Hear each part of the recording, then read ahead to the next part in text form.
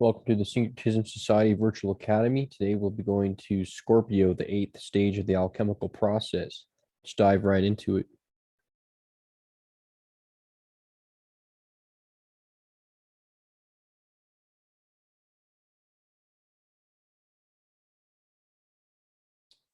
So, step 8, mysteries of the Phoenix, resurrection from ashes.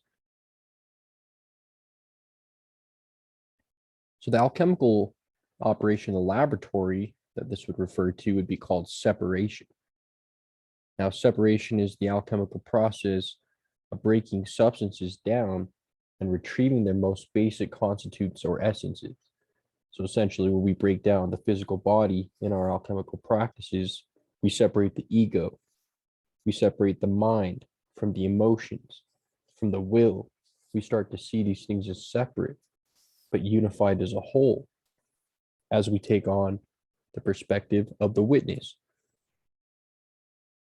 Now, as we start to notice and to transform our defects and notice that there's a shadow, that there are animal instincts, that there is a mechanical nature to us that can be put under conscious control, we can become more conscious of our ability to make decisions. And through the previous stage of the alchemical process, we've now become so separated from the identity of our ego and our body that now we are fully embodying the most basic constituents or essence, which is your inner essence, which is now separated from the physical body.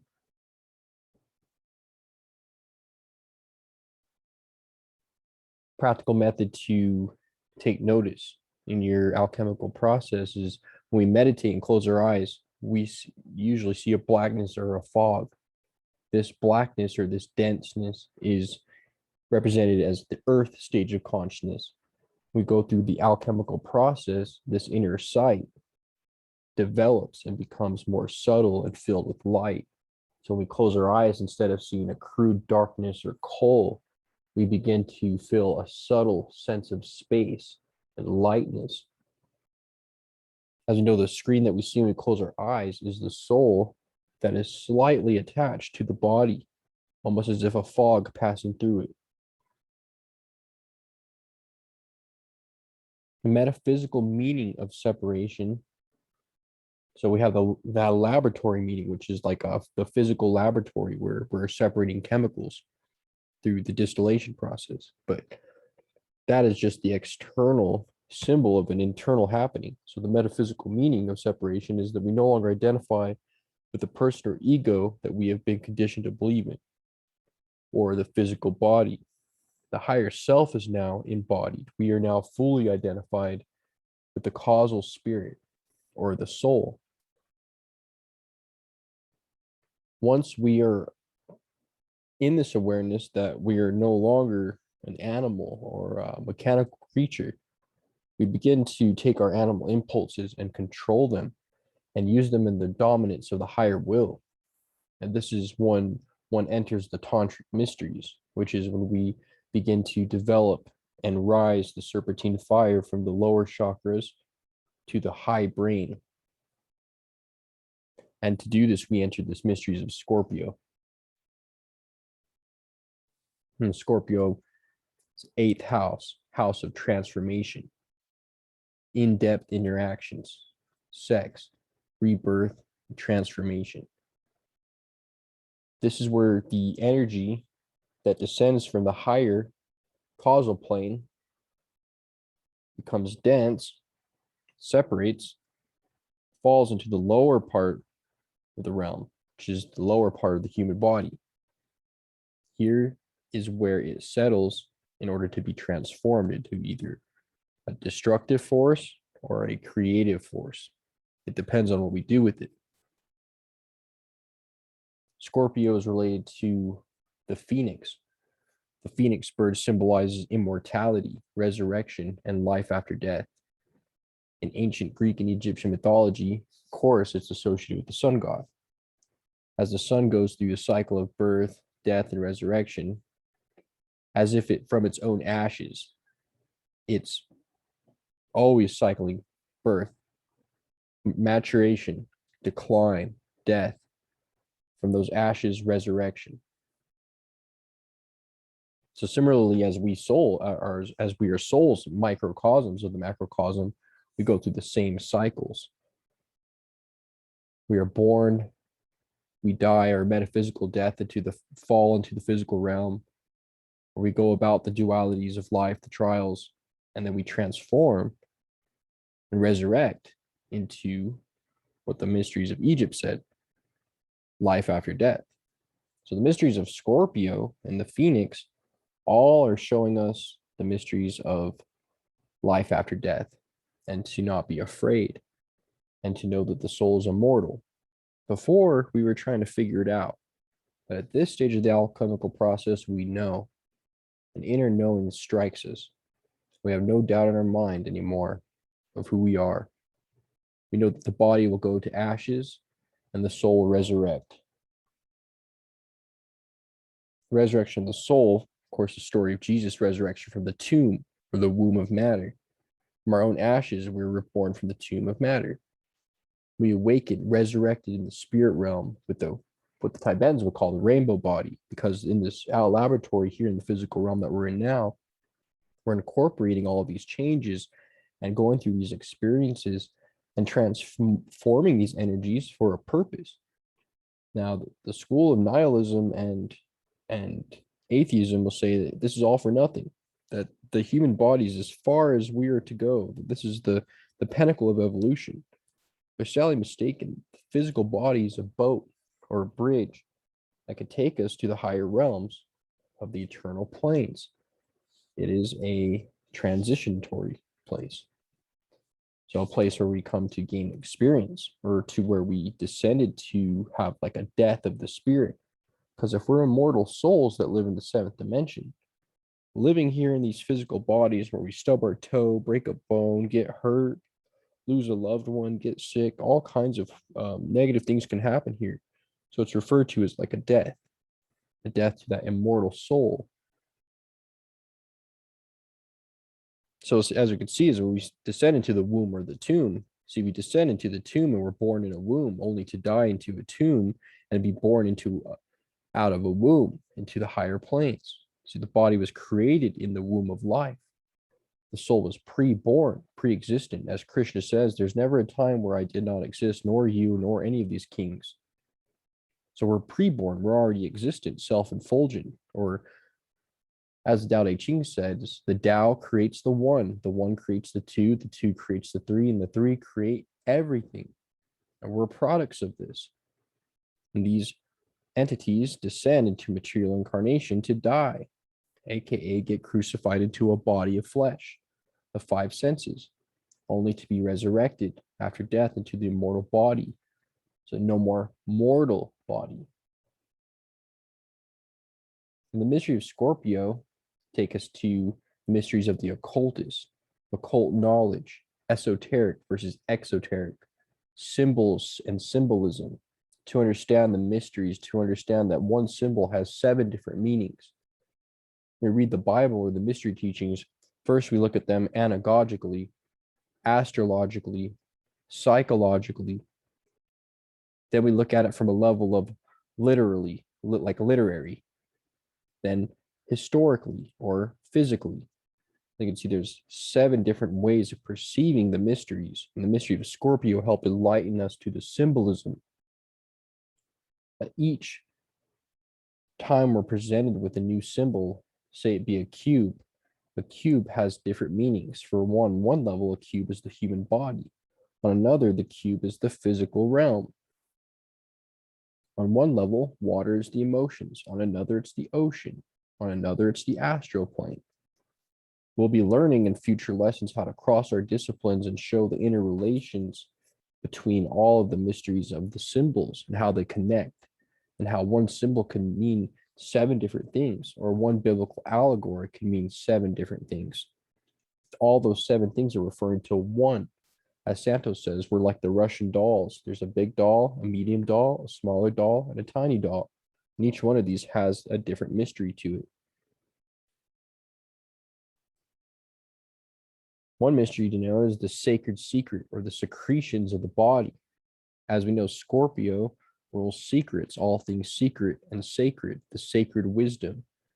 The sacred wisdom is none other but the sacred secretion, the wisdom of this knowledge. As we can see on the right, the Egyptians knew that the Dead Sea, or Sodom, is likened onto the bottom of the spinal canal, where all the fluids of the brain drain and sit and stagnate unless they're pumped up. Now, the Nile River flows northward up into the brain, and they knew that this place, Galilee, or Tiberias, this was the part of the higher mind, where the energy of the fluids of the sea must rise up to nourish the brain, the place of the Most High, where the claustrum resides. And you see the chemicals in the body that come from the brain. It's a dense form of the astral and closely related to the invisible realm. Because they're chemicals, because they're liquids, they're less dense than physical. And now the next less dense would be air, and then ether, and then spirit. So as we can see, all of these things are none other but physical crystallizations of the invisible. So the chemicals in our body are very sacred. And the body is made for alchemical transformation. These fluids help charge the soul with the proper solar atoms that it needs so that it can have a conscious astral experience rather than a unconscious astral experience. The rebirth of the soul in the womb, or the tomb of matter, after death or the fall. See, in the same way that the fluids from the claustrum separate into the pineal and pituitary glands before they make their descent into the solar plexus and the sacral chakra, in the same way, our monad is split into Adam and Eve and descends into the material incarnation. So as we can see, the tree of life, we have one that splits into 2 and 3. In the same way, the claustrum splits the fluid into positive and negative, milk and honey, pituitary gland, pineal gland, Joseph and Mary. Now these fluids continue their descent into the bottom chakra, Malkuth. The bottom of the tree of life is earth. And then you can see the sacral chakras, where they make their journey upward back to the kingdom of heaven. The fluids ascend and the souls ascend and recombine in the kingdom of heaven or brain, or where Krishna and Radha reside in Krishna Loka. Now you have to ask, allegorically, Scorpio relates to the serpent, to desire, and how the soul, or the monad, desires or is tempted and descends into the physical realm of duality. So we have to understand that Eden, the Hebrew meaning of Eden, is the place of pleasure. Eden is located in the 5th dimension, or a subtle realm. And that subtle realm appears just like this realm, except on a more subtle, translucent level. More pristine, more beautiful, less dense, less cube, less ice, more airy, foggy, subtle, a place of pleasure and bliss. See, the subtle realm of existence is non-physical, but very much the same physically, as there in that dimension will be trees and people and places and things just like this. And through desire, or the natural process, we bite the sine wave. Eve bites the apple. We descend into death, or physical mortal bodies, losing our immortal existence. We fell because of desire of what this physical incarnation has to offer. So Adam and Eve being expulsed from the garden. So Eve bites the apple of duality. The soul falls into physical decaying bodies in the realm of duality.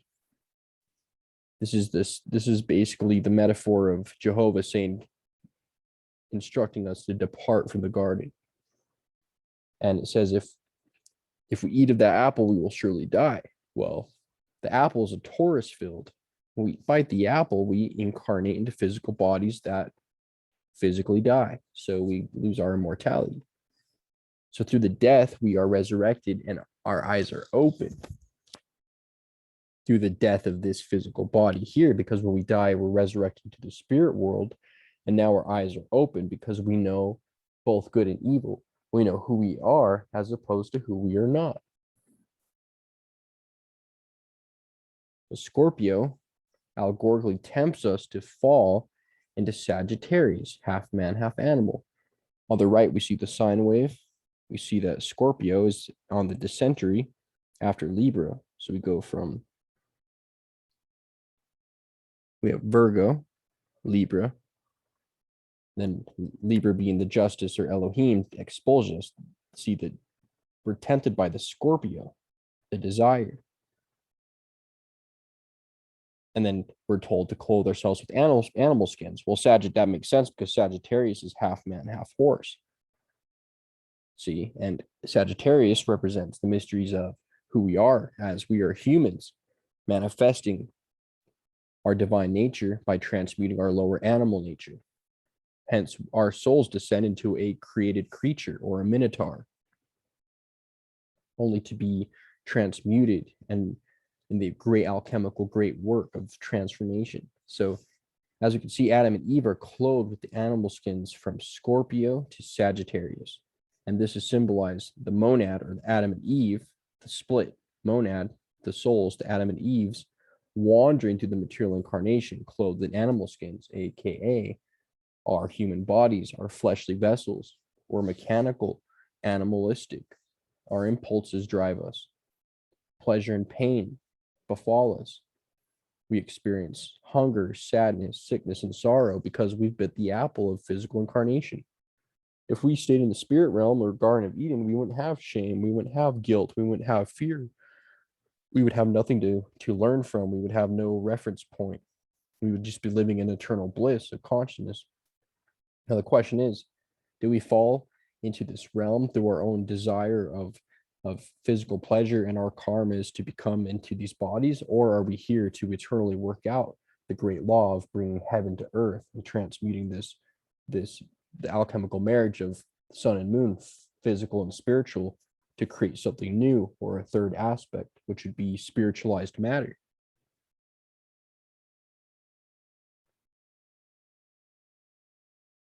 So either we did this to ourselves through our own actions and our own behavior and our own karma, that we have to resurrect and turn it around by transmuting that desire, those animal instincts, into their heavenly desire and instincts, doing the higher will rather than the lower will.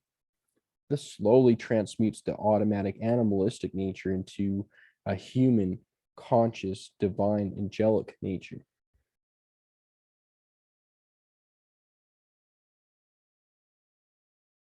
So this is represented in the story of Perseus slaying Medusa. This is when the higher mind slays the lower mind of desire. As Santos said in one of his presentations, we have Orion, or Perseus, slaying Medusa, which is Scorpio, or in astrophysiology, the medulla oblongata, which is controlled of all the involuntary functions of the human body. So we are Perseus, the higher mind that slays desire, which transmutes into light.